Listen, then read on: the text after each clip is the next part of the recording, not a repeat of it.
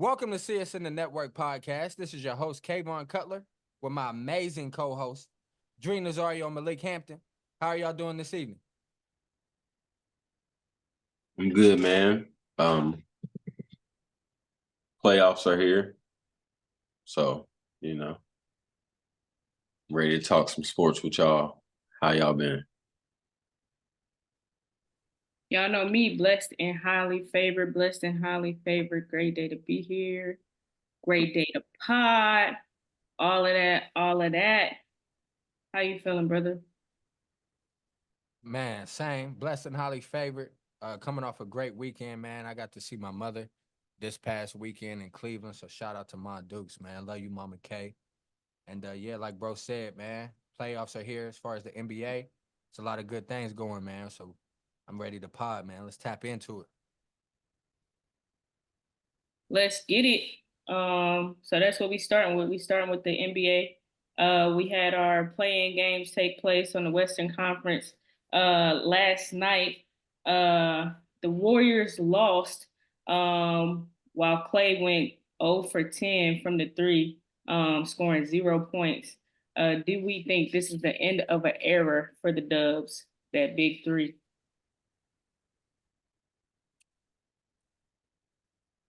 I'm gonna keep. Personally, no. Yeah. Uh, Go ahead, Lee. You can go. Oz was my fault. Personally, no. I mean, I think they definitely got to do some retooling to the roster as a whole, though. Outside of the three, you know what I'm saying. So Wiggins probably got to go. Whoever else, you know what I'm saying, on the payroll.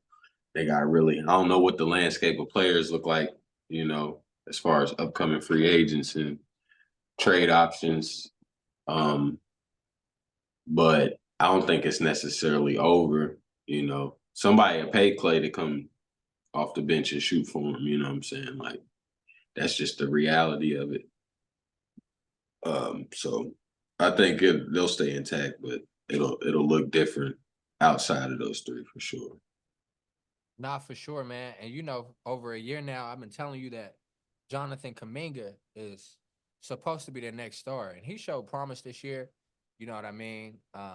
This is his highest points per game average in his career, although it's a short career so far. He's super athletic, super bouncy. So I do think he can be someone that's definitely formidable for them. That can, definitely help them. But you right, 100% right, Malik. I don't think it's necessarily end of an era, but as far as like them three playing together at a high clip of minutes, that's over. Like Klay Thompson is not going to start for the Dubs after this. He just can't. And I don't mean no disrespect. I love Klay. Personally, I make my player on 2K to play like Klay. Keep it a buck. I want to catch and shoot guys. So, just throwing that out there just to let y'all know. I love Klay's game. You know what I'm saying? From a catch and shoot perspective, just being one of the, most lethal shooters that I've ever seen with my own too. But I do think just the inconsistency in play, and it is kind of obvious, right? No disrespect that he has lost a step, so he's not the same elite defender. They gotta find another guard to pair with Steph to start with. Hopefully they'll be able to do something like that, pairing packaging, Wiggins into a trade. Hopefully they'll be able to get something. I'm saying that to say they cannot let go of Kaminga. Like that's one of their young stars that they can continue to build around. You understand what I'm saying? So they got to keep Kaminga, let go of Wiggins, get another guard that could run with Steph, that could kind of take some of the scoring responsibility off of Steph, take some of the playmaking responsibility off of Steph and Dre. And I think they can, return back to being a good team. However, there's some roster changes that definitely need to be made. They got a few guys that been on the roster that they are paying good money to that don't really play that much, like Kevon Looney. You know what I'm saying? We have similar names. Shout out to bruh. However, they don't really use him like they've been using him in years past. He barely plays now. So that's somebody else you could probably package in that trade with Wiggins to hopefully get a good solid two guard or a three, an athletic three and D guy that could get you at least 20 and strap on defense. But they got to pair Steph with somebody because Steph had a good year this year. Steph had a good year last year. We can't continue to waste good years, when I say we, as far as just being an NBA fan, viewership wise, we can't continue to watch the Warriors have a good system, but they don't have the pieces in place. Like it's hard to run that system that he's running with the pieces that he has at his exposure right now. So I do think that it's not end of an era per se, but as far as Dre, Clay, and Steph playing together at a high clip, that's no longer. Clay has to come off the bench now. But that's somebody good to have, Leak and Dre, as your, 7th or 8th man coming off. That's solid. So, respect to him. Nah, I won't beat a dead horse. I kind of agree with you all. I will note though that there have been some notable frustrations between, Steph and Dre, and then obviously Clay. So I wouldn't be surprised if there was a move made. But I know, at their core, they want to keep that core together. But they're gonna have to make some big moves just because, like you said, Clay can't do it. And then Draymond is who he is, so you just need somebody to take that brunt off of Steph, as Bro has mentioned. Um, Moving on to the other side, Lakers pulled out a great win against the Pelicans to advance to the playoffs as they look to avenge their loss from last year as they played the Denver Nuggets. Do we feel like the Lakers actually have a chance? Man, anytime, and I'm not trying to speak for my brother, but I know he feels like this too. Anytime you got Bron and AD, though, you always going to have a chance. It's definitely going to be a tall task because the Nuggets are solid. Once again, being the top team in the Western Conference, one of the top teams, rather. You understand? They still got their core group intact. No, they lost. Yeah, they lost Bruce Brown, but they still got the rest of the collective that they won it with last year. So it's definitely going to be tough. But also, like I told the OG in the gym this morning, Lake and Drizzy, Rui has gotten better since last year. D'Lo is hitting big shots at a high clip now, especially in the big games.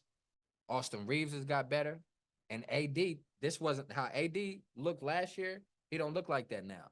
We got a more healthier, more motivated, more solid AD this year. Shout out to AD, y'all. He played 76 games out of 82. Played 76 games. So, he's fixed the narrative in reference to him being street clothes guy. I know he's heard the chatters and the whispers.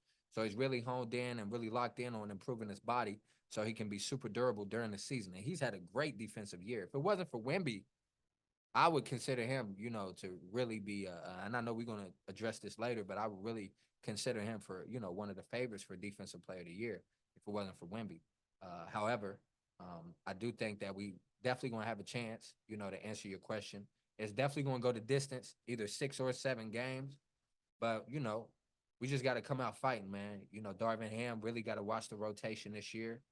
Really got to be smart with his rotations, man, because that's really the key. I hear, of course, I see Leak and a few of the other homies, they talk about bro on the lines. I try to keep it positive. However, bro, like, if we get bounced this first round, I'm gonna be honest, like, Ham might be on the hot seat, and that's just keeping it all the way real. You dig? Just with how the season played out, the inconsistencies, the mistakes that he made. I brought this up on Twitter. You benched Austin Reeves because he had a slow start. Mind y'all, he played in the Olympics last year. So you benched Austin Reeves for having a slow start after only 8 games. Can you explain to me why you stuck with Teron Prince and Cam Reddish so long? With our starting lineup, how it's currently constructive, we have a winning record. Our winning record, we're like 10 games, like 10 plus games above 500 with our current starting 5. Y'all seen we were struggling with some of the aforementioned names when they were in the starting lineup. So I don't understand why he was so loyal to Prince and Reddish. I get it in reference to trying to have offensive firepower coming off the bench, but y'all see Reddish not even really in the rotation now. So it's just stuff like that. I'm just giving y'all background on why he may be on the hot seat. And I like the brother, you know what I mean? He says good things, but he just doesn't make the proper adjustments in the timely manner for me. And that's coming from a coach, as well, and someone that, spectates his Lakers. I'm a diehard Laker fan, so it's just some of those. That's why I can specifically remember some of his rotations killed us. And y'all know that, both being hoopers as well. Both of y'all played point. Y'all know you could kill the momentum of a game with the wrong rotation. So hopefully he rights that wrong this year. I liked what he said, you know, in the post game last night. You know, when we say last night, we talking about Tuesday evening. I like how he said we're not ducking no fades, we're not ducking no smoke. So let's get it. Let's line it up and let's go, man. AD, you brought it up in the you know, the preseason, you know, press conference that we had at the top of the year. Coach did all that talking. So let's see. Let's line it up. So that's my take on it. But we definitely got a chance. What you think though, League City?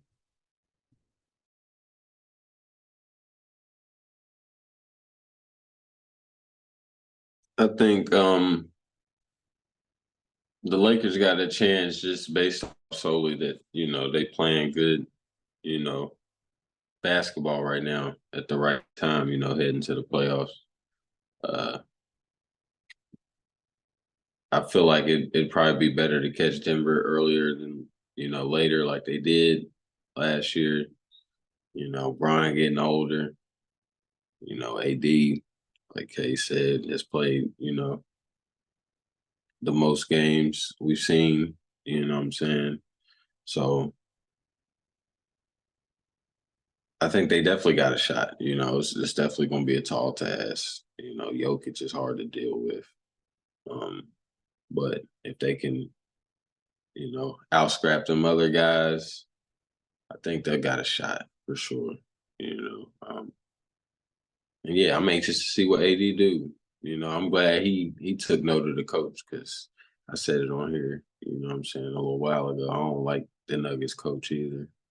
He do a little too much talking for me. You know, so should be a good series. Can't wait to see it. Uh, yeah, that's all I got on it. I feel like my biggest concern, as I always mention about the Lakers, is from the defensive end. With the Nuggets being such a high scoring team, I don't know if they can outscore the Nuggets. In in times past they haven't been able to stop them. We talked about the year before when they met them in the playoffs and everybody else killed them outside of Jokic and Murray. But I think that's always my concern because you know they're both dynamic players, and I don't know if the Lakers just might not match up well with the Denver Nuggets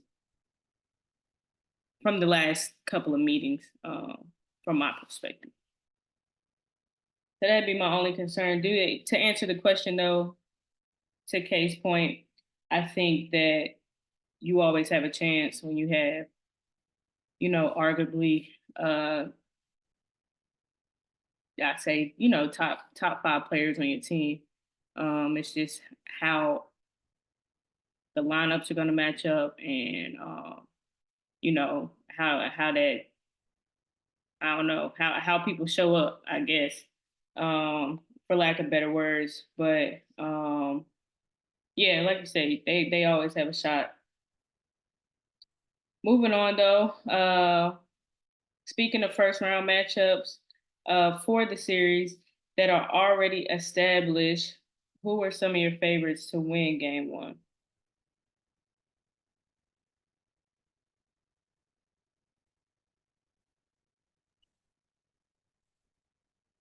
Yeah, so we start our series. When I say we, talking about the Lakers, you know, uh, Saturday, right?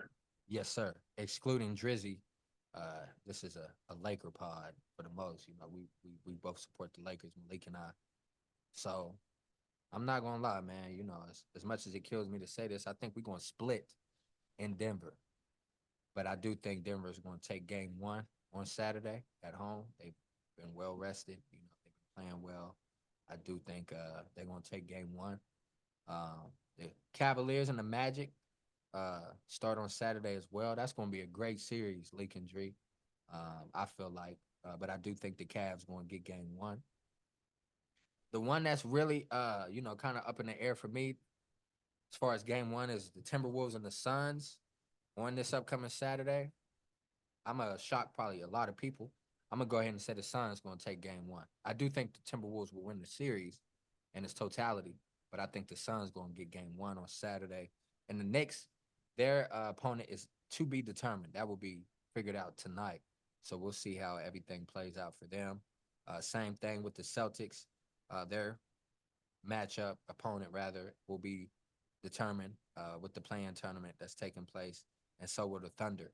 So the two games that we got on Sunday that's already established at the moment is the Mavericks and the Clippers. Mavericks at the Clippers, and we got the Pacers at the Bucks. Now keep in mind the Bucks do not have Giannis, so not saying they're gonna struggle. I still think the Bucks beat the Pacers, and then with the Clippers and Mavericks, I think the Clippers get that first game at home. So that Clippers and Mavericks, outside of that Suns and Timberwolves series, that Clippers and Mavericks series to me is going to be real entertaining, real interesting, rather. So we're going to see what happens. But those are my predictions as far as game one goes for the games that's taking place this upcoming weekend. What you think, though, my brother?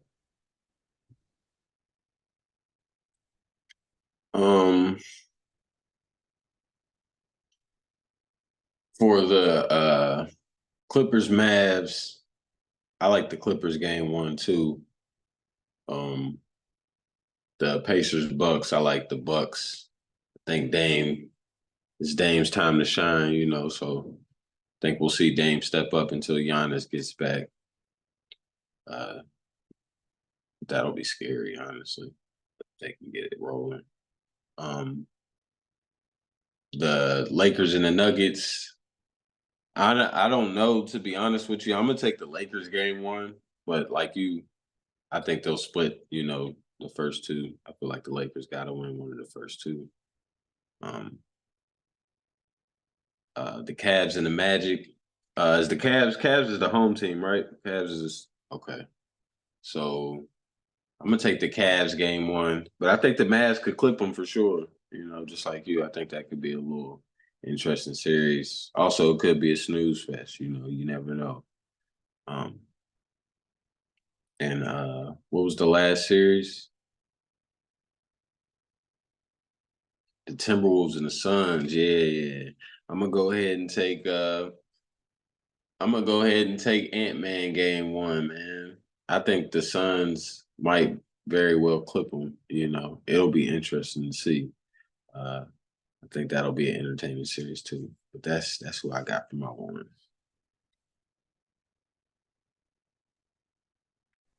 Got you. Again, I'm a we're gonna wait and see type of person. So we're gonna move on. Who do y'all think is this year's six man of the year?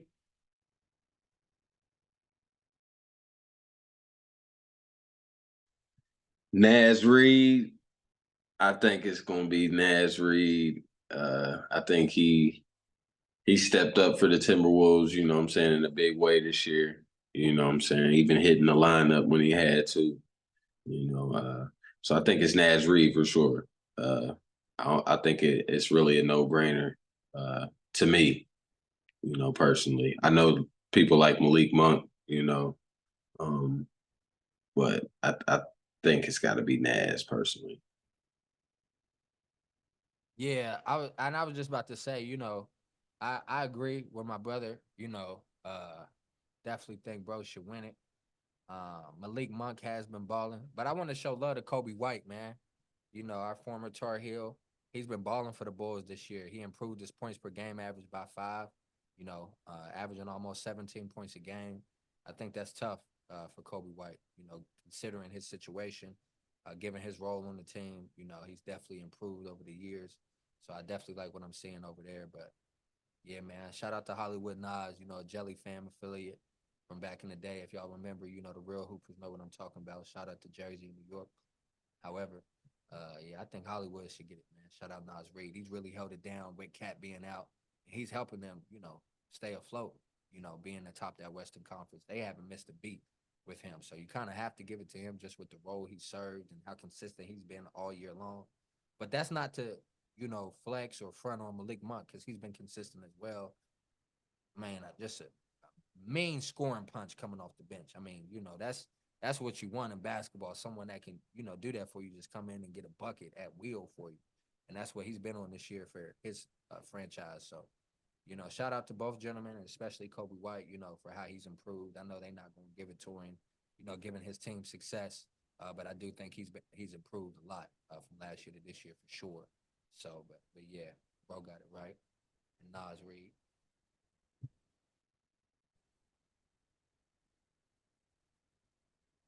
What about for defensive player of the year? I think you kind of touched on it earlier, Kay. Um, Anybody have any different thoughts? Wemby, yeah. I mean, him or Gobert. Gobert, could deserve it again too. And I like how AD's been playing, personally. You know, um, I think all three, could be deserving of it. But me personally, I might give it to Wemby. He really got people scared to go to the basket. It's kind of That's crazy. great, bro. It's insane. You know what I'm saying? And real quick, I misspoke from the previous topic. I know I said he averaged over 17, but I really want to give Kobe his. He averaged 19, y'all, right under 20. So again, I just want to highlight that because they're not going to talk about that much in the national media. That's why we, have our own platform. But yeah, I think the rookie should get it, yo. Malik is 1,000% correct. Rudy Gobert can definitely get it, and he's been balling this year. But I do think the rookie should get it, and I think we should all, brace ourselves because this is the worst he's going to be. Like he's only going to get better from this point. It's really crazy, like Malik and Dre, how basketball works because you may have prospects in the NFL or baseball, and it 100% translates. Like they end up being who they was projected to be. And with this kid, I honestly thought I wasn't doubting that he would be what they thought he would be, but I thought it'd take a little bit. I'm telling y'all by year 3, because he gonna come back and kill next year, but by year 3, he really gonna be just a problem. Like you're not gonna be able to stop him. Kind of like how Embiid is right now. Once Embiid figured it out, got his package together, his handles together, his shot, he was a beast. And I think Wemby could be even better than that. You know what I'm saying? He moves better. He's more skilled. He could shoot. It's it's crazy watching him, bro. Somebody that big moving that way. Pause. But he's definitely a great young player. That's your second one today. Next topic, Dre. Come on, man. Well, bro, it sounded crazy. I had to pause the joint. You know what I'm saying? So it sounded. I thought about it like that. But yeah, I That's your think the young second boys one. should get it, man. Shout out to Victor Wembanyama. Facts. What about the clutch player of the year? Now, if y'all look at all the clutch stats, like points, 3-pointers made, average, it's Steph, right? And I know Steph. I want to say Steph won it a year ago as well, but I do think Steph should win it again. Although they didn't make the playoffs, I know that's tough. But y'all, this is a regular season award, not playoff, so or postseason award, right? We have those, so I do think Steph should get clutch player of the year. That's who I think should get it. Other considerations, I like Luca potentially getting it, but outside of that, I mean, it's really if I showed y'all the numbers, it's Steph all the way down as far as leading the categories, the major categories, in crunch time. So that's who I got winning it. What you got though, Lee? Well, I haven't seen the numbers, but personally, I'm going with Shea. That's all I got on it, Dre. I'm going with Shea. Short and sweet. Hey, I love it. And what about most improved player? To me, it sounds like Kobe. Kobe's not gonna get the sixth man of the year. He may get most improved. Well, that's what he's up for. He's up for most improved. He started a lot of the season, so that's probably why he's not like in the running Super as much considered. for six man. But to be honest with you, Kobe ain't gonna get that either, even though he is a finalist for it. It's gonna be Tyrese Maxey for sure.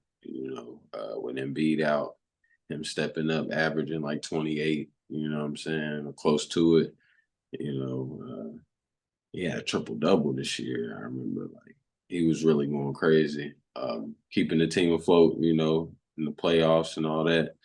Yeah, it's gonna be Maxey to win that for sure. I don't. think there's really nothing to talk about there. Yeah, and that's no knock to him. Thanks. Well, moving on in other news, the USA team, basketball team has been announced.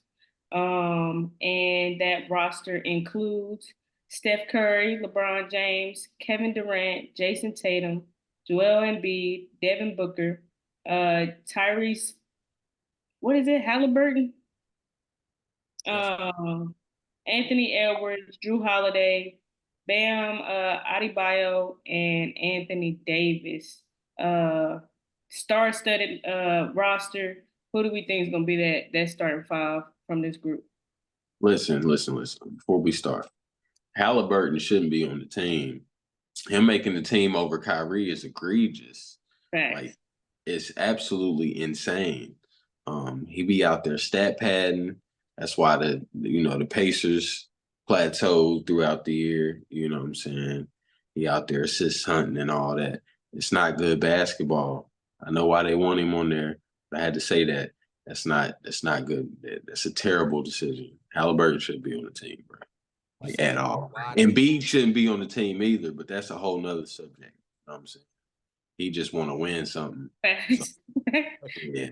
Definitely What you not said, he's not American. claiming his set, cuz. Yeah, He he's just wanna definitely give not him claiming where he's from at all. word his Like, bond, though. he got 2 other countries he could play for and decided he wanted to be an American, you know. And we know what that's about. You know, he ain't gonna win that ring. Oh, bro, For true real, real for one. real. I'm with Nah, it. Embiid shouldn't be on there either. Him or Halliburton. You know, we could have swapped out spots. I love the Bam addition on there, though. I like to see Bam on there. I ain't gonna lie to you. But Dree, to answer your question, the first 5 names you listed, that's gonna be the starting 5. 1,000,000%. Got you. And just to rename those, that's Steph, LeBron, Kevin, Jason, and Joel. 100%. That's the That's starting exactly what I was gonna say. Only change you might make, what you gonna start D Book instead of JT? No. Feel me? No. That's why I said We're not even thinking about doing that. That's No. a big lineup too. because outside of Steph, you got size everywhere. Like you could, you feel me? Like I like it. Yeah, that's what I was about to say. That's a big lineup. You want to start Anthony over Joel? Me, yes, but I'm gonna keep it G. You know what I'm saying, for the show. They gonna start Joel, and Joel might not even make it. Let's be honest here. He gonna try as hard as yeah, but he might get hurt and not make the team. So it might be a roster. AD might be in the lineup. Yeah. What you say? Because there is still one open roster spot. I don't know why. I forget who it was that I read earlier said Cooper Flag should get it. No, he should not. Oh yeah, they normally put the young bull on it. After he played college, though, Malik. After they play college, yeah. Bro, we're not gonna put him in just because he's the #1 player in the nation. Now y'all really glazing, like the kids say. You know what I'm saying? That's insanity. But I don't know what American player what American young bull would they put on there?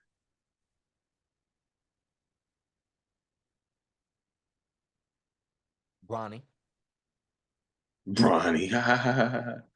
Nah, I'm playing. They're not gonna do that, of course. Yeah, I don't know who else they would put on right there. I mean, who can you put on there? That the USA roster is always tough. Because all right, you say Halliburton shouldn't be on there, right? And Embiid, and I'm with you on that. I see what they doing with Drew Holiday, but that's really the spot right there where, like, come on, yo, we need a defensive specialist for the Olympics, though. Like that's out of all the names. You might, bro. Canada gonna be a problem. No, for sure, and I agree. But bro, he's not going. Out of all the names, he's going to be the one that's not going to have the most minutes out of all those names. Out of all those names, Embiid need to have the least amount of minutes. Him and Halliburton, keep them off the floor. I'm weak, cuz. We'll figure it out. But yeah, it's a beautiful roster right and there. I'm betting on some Slovenia upsets, bro. Luka. Oh, you really a gambling man.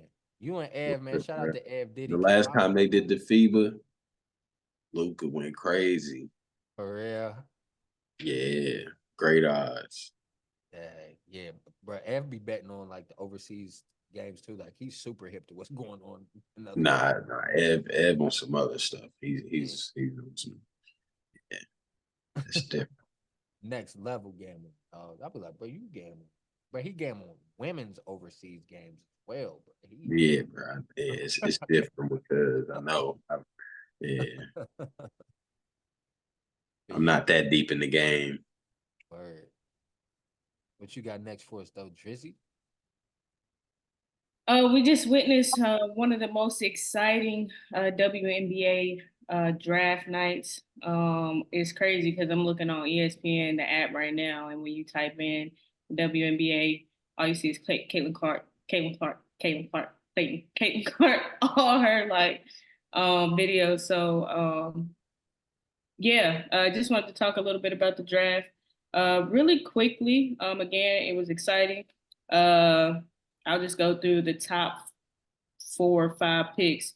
We had Caitlin at number 1, Cameron at number 2, Cardozo at number 3, Rhea Jackson from Tennessee at number 4. Um, Aaliyah Edwards went at number 6. Who was number 5? I'm missing it. JC Sheldon was number 5. She's a guard from Ohio State. And then Angel went at number 7. Uh, I think overall, again, I think it was exciting. Probably the most people have talked about the draft in a long time. Um, and it's funny to me to see everybody so surprised about the WNBA salaries.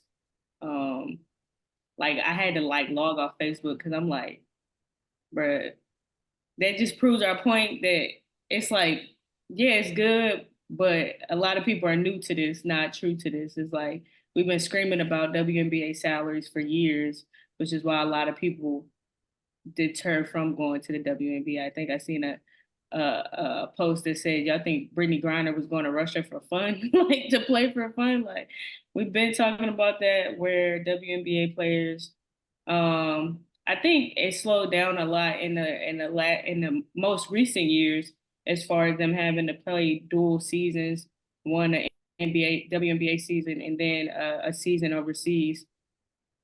I think due to endorsements, you see those top players not really having to go overseas. Like you don't see Aja Wilson going overseas.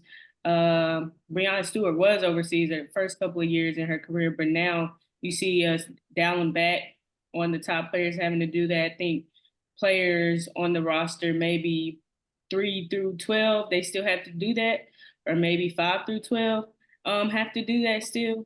But hopefully, we're trending in the right direction for that, for them to be able to one expand the league. So if we get more teams, then that equals more games.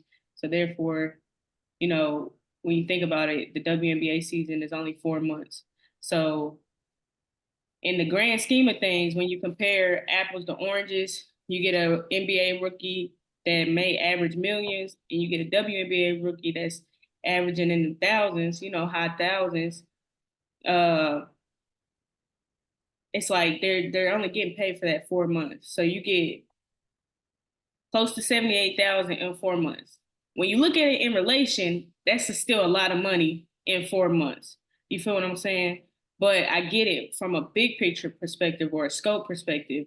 You aren't able to live off of, well, you can live off. A lot of people live off of 78,000, but again, you know. Anywho, to dial into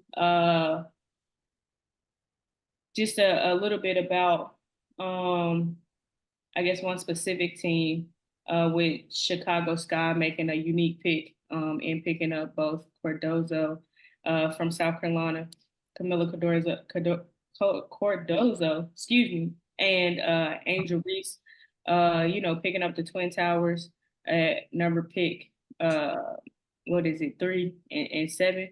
Um, to answer your question, I'm not sure if that makes them contenders, because I'm not sure the guards that they have around them outside of Diamond the Shields I'm very familiar with her game. But she recently went through like a back surgery. She played decent last year though. But I think maybe the year before she went through like a back surgery where she had to relearn how to walk and all of that stuff. So I'm not sure how that's going to affect her long term. But again, it's going to be kind of contingent on the guards that they're going to be able to place around them because they can't like pass to themselves. But I do think that it makes them um, a little scared. Um, but I feel like for a lot of WNBA players, they're rookies, so they may not be as like threatened by it. You know what I'm saying? Um, but that is a tough move. You got 6'7" and 6'5" in the paint. It's not a lot. A lot of people gonna be able to do with that. Like even from a just a defensive perspective. So I did want to pose the question to you. Uh, Thank you, of course, for the information. Do you think that Camila is better than Angel? Yeah. yeah, she is. Gotcha. I think that was the right pick. Angel is a great rebounder, and she, I want to say she's a great defender, but from skill wise, offensively, she ain't She got her. got a lot of work to do. Yeah, she got a lot of work to do. Like you can't really tell if she left handed or right handed. She really left handed, but she shoots awkward, weird, crazy. You know what I'm saying? Even though Camilla doesn't shoot a lot of jumpers, you could tell just she has a natural skill set. Like it's fluid. You know what I'm saying? Like she knows how to do it. And then even around the paint, I think Camilla's footwork is better than Angel's. Uh, I think Angel just plays bully ball, honestly, and she's not gonna really be able to do that in the WNBA. That's my spot on. That's my analysis of Angel Reese right there. Who Caitlin Clark gonna be playing for, man? Indiana, They got any good Indiana, players? right? yeah, the player of the year last year. Um, Dang, why I just forget her name? She went to South Carolina. Come on, tell me her name. Tell me her name. Okay, Oh, Big Aja? no, not Aja. She played for Las Vegas. Um, Boston. Aaliyah Boston. There you go. Yep, my Oh, fault. you heard Caitlin Clark about to go crazy. It might they might make a run, man. Bro, hey, Nah, but I think if Angel Reese if she somehow work on her offensive game, they could be good in the future for sure.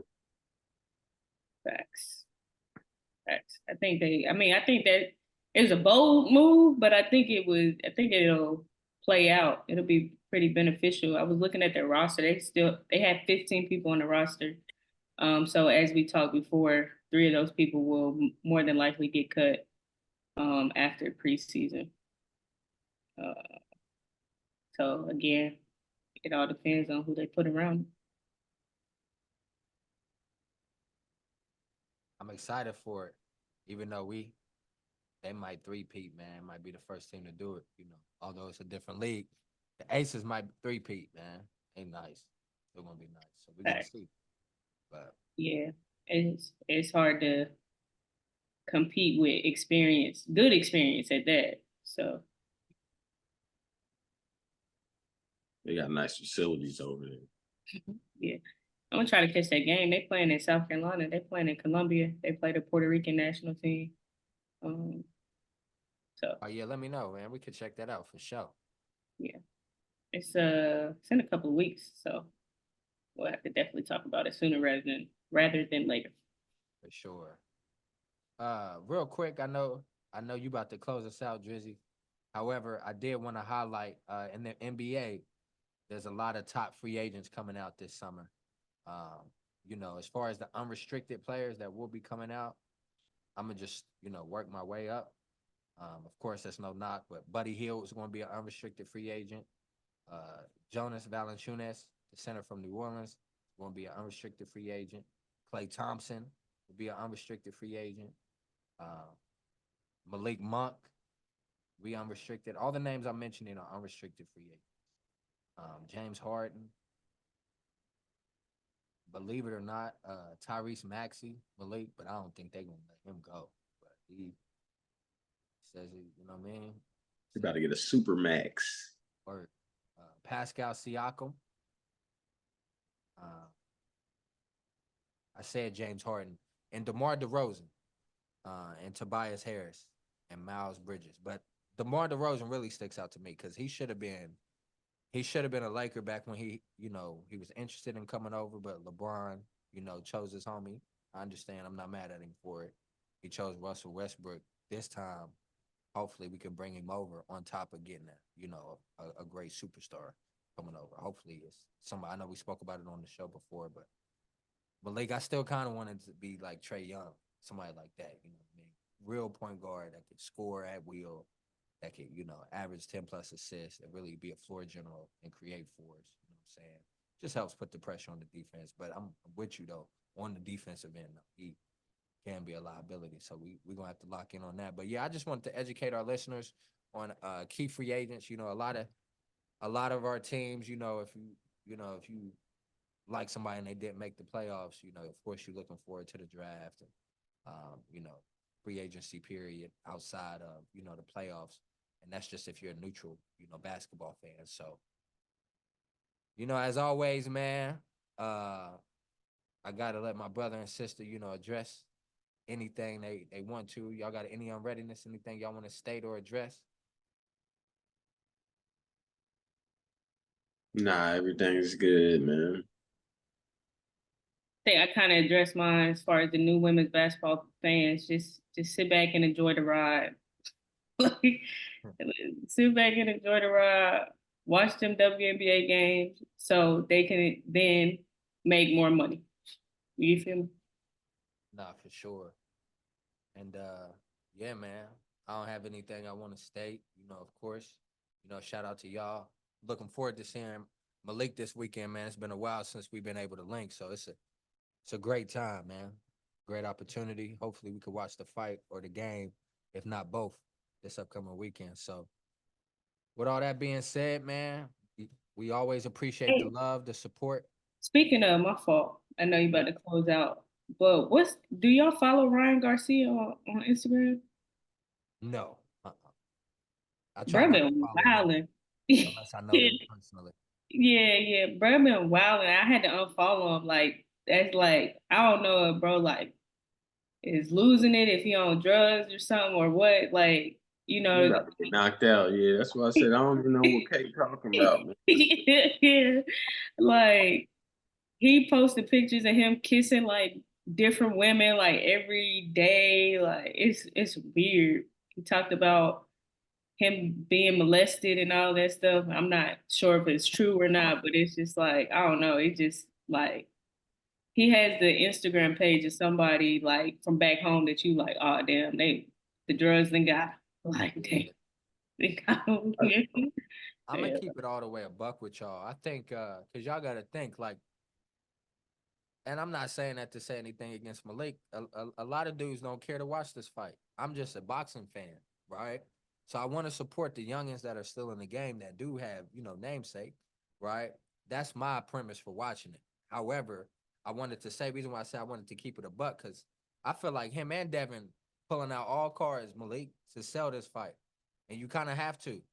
Yeah, y'all have the namesake, but y'all not powerhouse names like a Floyd or even like a Javante Davis, who we call Tank, right? So you got to do what you got to do to, sell the fight, to get your money up, to get the viewership up.